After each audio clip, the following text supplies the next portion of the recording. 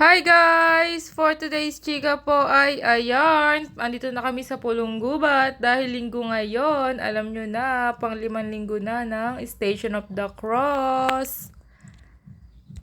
Ayan ang aping kasama ngayon, si Tita Doles. Naunahan pa namin si nanay at si tatay dahil dumaan pa kay Mami Edith. Ayan, binaba na si Apo at magsisimula ng magdasal. Ngayong linggo ay marami tayong kasama dahil ang ibang mga nauupo ay marami silang kasama. Ayan po sila. At makalipas lang ang ilang oras ay magsimula na.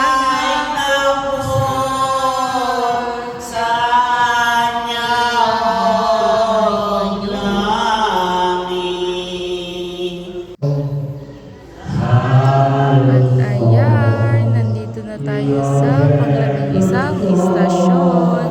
Ang ating mga kailangan na natin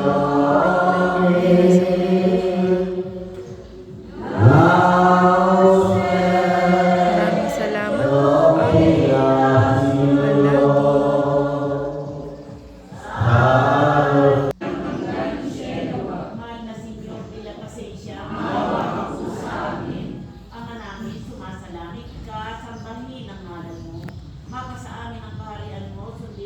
At ayan, pagkatapos po ng istasyon ay pumahid na kami kay Apo at nagpicture si nanay at ang kanyang kaklase.